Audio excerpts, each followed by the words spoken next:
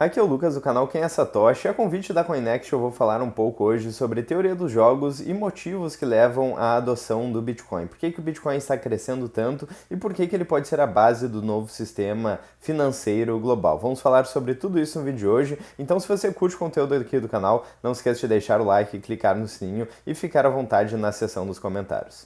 Então vamos começar falando sobre o preço do Bitcoin, que no dia em que eu estou gravando esse vídeo está em 113 mil dólares. Então, embora o preço esteja muito próximo da máxima histórica, é um dia de queda hoje com mais de 2,7% aí de queda em dólar, certo? Se a gente observar aqui nos últimos 5 dias, 4,46% de queda, mas se a gente colocar aqui no anual, né, ou no máximo, a gente vê que a gente está muito próximo da máxima histórica. Então, até interessante dizer que o preço despencou aí, entre aspas, para 113 mil dólares, porque durante a maior parte do tempo o preço do Bitcoin esteve abaixo dos 100 mil dólares, então falar que o preço despencou para 113 mil dólares é um pouco novo para mim, mas foi o que de fato aconteceu. Então, para quem estava esperando uma correção aí para comprar um pouco mais barato, pode estar feliz aí com este cenário. É muito interessante a relação entre preço do Bitcoin e a percepção aí dos bitcoinheiros, porque quando o preço sobe, eles acabam ficando felizes porque o poder de compra aumenta em Bitcoin, e quando cai, eles ficam felizes também porque é possível comprar mais satoshis aí com as moedas fiduciárias. Mas enfim, feito esse disclaimer, e lembrando o disclaimer clássico também dos vídeos aqui, é que isso não é uma dica de investimentos. Então aqui a gente vai mostrar alguns dados, alguns gráficos e algumas informações que fazem com que a gente possa entender melhor por que o Bitcoin está sendo tão adotado. Está próximo da máxima histórica, com mais de 24.000% de valorização em dólar. Esse gráfico aqui vem de maio de 2016, e se a gente voltar para trás, a valorização é ainda maior. Olhando agora o preço em reais, então 621 mil reais por Bitcoin. De novo, queda no dia de hoje, nos últimos dias aí, foi uma correção, mas se a gente observar o preço historicamente, está muito próximo da máxima histórica. E analisando os ciclos, então, a gente teve uma alta em 2013, depois uma outra alta em 2017, depois em 2021, 4 anos depois, e agora em 2025, 4 anos depois, estamos tendo uma nova alta.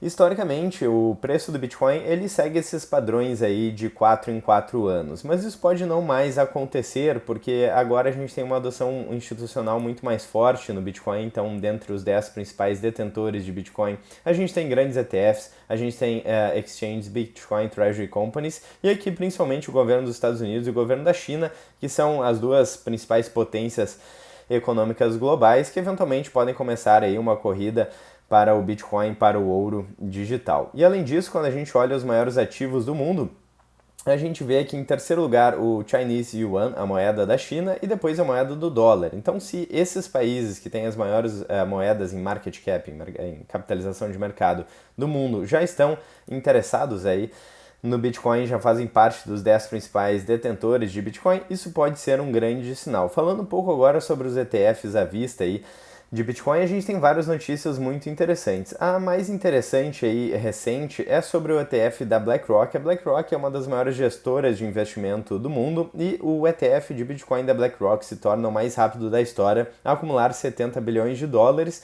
e atingindo essa marca, então, 5 vezes mais rápido do que o antigo recorde, o que é uma marca histórica, e a BlackRock, por ser uma das maiores gestoras de investimento do mundo, faz com que todo o mercado financeiro passe a observar de forma bem próxima, certo? Os movimentos aí que estão acontecendo no mercado financeiro tradicional. Além disso, a gente tem então uma dívida crescente nos Estados Unidos, que já passa de 36 trilhões de dólares, mas não só nos Estados Unidos, em vários outros países do mundo, na União Europeia, na América Latina, no Oriente. Então a dívida é crescente e, inclusive, as moedas fiduciárias aí têm essa tendência de expandir a base monetária, aumentar a dívida e se desvalorizar. Quando a gente fala de desvalorização das moedas fiduciárias, o dólar já perdeu mais de 97% do seu poder de compra desde 1913, e o real já perdeu mais de 85% do seu poder de compra desde o Plano Real 1994. Então, o que a gente está observando é que as moedas fiduciárias aí estão colapsando, algumas de forma mais lenta, como o dólar, por exemplo, está perdendo poder de compra ao longo do tempo, e o real aí um pouco mais rápido, pois o Brasil aí não é uma economia tão forte quanto os Estados Unidos, e a gente vê grandes players se posicionando e correndo procurando alternativas aí ao sistema fiduciário que tende a colapsar mais cedo ou mais tarde. E é interessante observar que não só o Bitcoin está próximo da máxima histórica, mas também o ouro está próximo da máxima histórica. Então são as duas principais alternativas ao sistema fiduciário tradicional, Bitcoin e ouro, ambos próximos da máxima histórica, o que tem muito a ver com todo o cenário que a gente está observando então. E para entender por que o ouro e o Bitcoin estão sendo cotados aí como talvez alternativas ao sistema fiduciário tradicional que está colapsando, a gente tem que entender a questão da oferta e da demanda. E se pelo lado aí da oferta, cada vez mais players relevantes aí no mercado estão ofertando, aliás, estão demandando Bitcoin, certo? Como a BlackRock, por exemplo, e até o governo dos Estados Unidos e o governo da China, do ponto de vista da oferta, então, oferta e demanda, temos grandes players aí demandando Bitcoin, e agora do lado da oferta, então, as recompensas dos mineradores, elas são reduzidas pela metade a cada 4 anos. Isso tem a ver com a questão do ciclo de 4 em 4 anos que a gente falou no início do vídeo. Mas é importante lembrar aqui que como as recompensas caem pela metade, a questão aí do halving, certo? O período onde as recompensas caem pela metade, que acontece de 4 em 4 anos e que pode ter a ver com ciclos historicamente, se torna cada vez menos relevante. Mas o Bitcoin aí, o ponto mais importante do ponto de vista da oferta,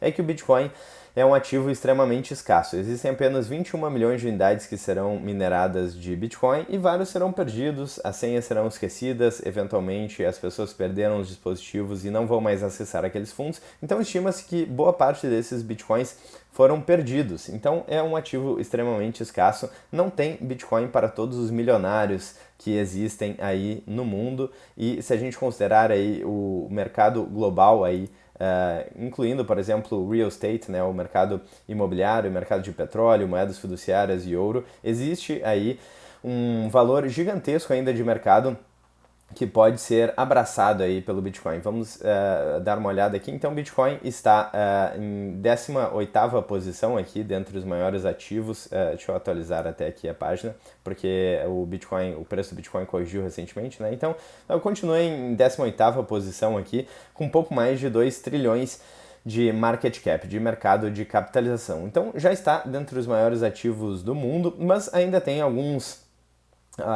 patamares aí para percorrer até chegar, por exemplo, no ouro, certo? Então, geralmente, quando a gente vê a digitalização dos ativos, a gente pode ver até o valor desse ativo superando o valor do ativo físico, certo? Então, se o Bitcoin de fato continuar se revelando como ouro digital, a gente pode ver ele superando o ouro no futuro. Lembrando, não temos bola de cristal, não temos como prever o futuro, isso não é uma dica de investimentos, mas se por acaso isso acontecesse, então o preço do Bitcoin poderia subir vezes 10 ainda neste cenário.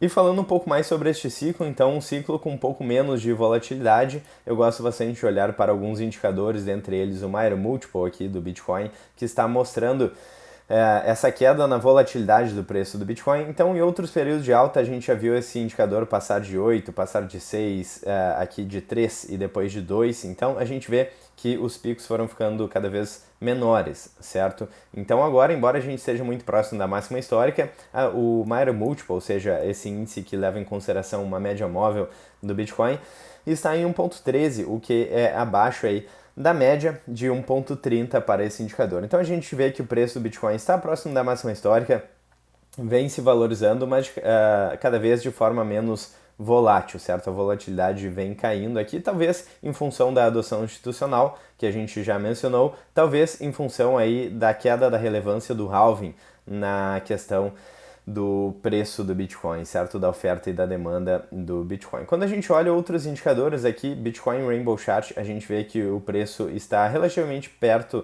de uma tendência aí de acumulação e compra do Bitcoin, ou seja, não está esticado, nem levando em consideração o maior múltiplo do Bitcoin, nem levando em consideração linhas de tendência aí, como o Bitcoin Rainbow Chart ou o Bitcoin Long Term Power Law, e dando uma olhada aqui no Bitcoin Fear and Greed Index. Então, já estamos mais próximos aí de 50, ou seja, o indicador de medo e ganância do mercado já mostra um pouco mais de medo do que há pouco tempo atrás. Então, mostrando 56 aqui. Então, mostra que o preço não deve estar esticado. Lembrando, levando em consideração os cenários de queda do Bitcoin, quando que isso geralmente acontece? Isso geralmente acontece quando a gente tem uma queda no mercado de ações aí nos Estados Unidos. Então, por exemplo, neste cenário aqui recente, que foi em abril de 2025, quando o SP500 caiu, o preço do Bitcoin também caiu para 70 e poucos mil dólares. Então, temos esse cenário, mas levando em consideração que o SP500 aí está muito próximo da máxima histórica,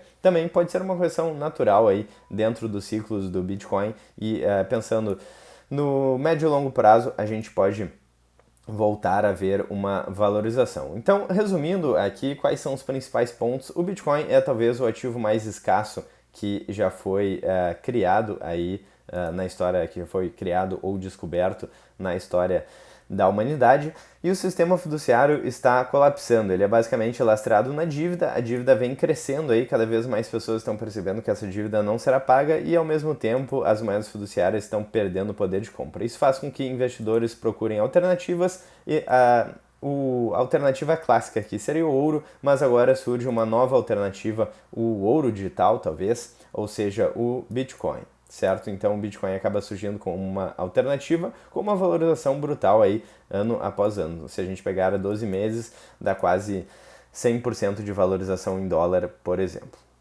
Então, se a gente tivesse que resumir aí o vídeo em uma frase, eu gostaria de citar Hayek aí, que já falava em 1984 sobre a necessidade do Bitcoin, entre aspas, aí, né? Porque, enfim, não existia tecnologia para criar o Bitcoin naquela época, mas ele dizia, abre aspas, eu não acredito que teremos um bom dinheiro antes de tirá-lo das mãos do governo.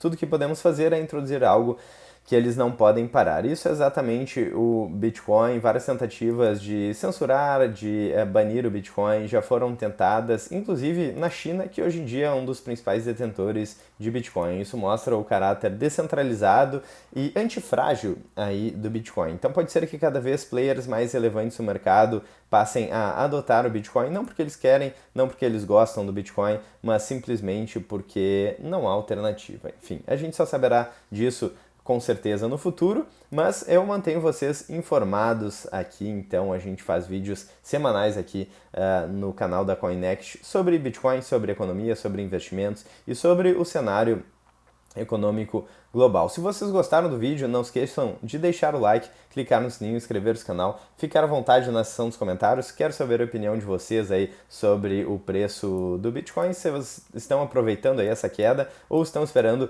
cair ainda mais para comprar. Quero saber a opinião de vocês então nos comentários. Vou ficando por aqui, até o próximo vídeo. Um grande abraço e até mais.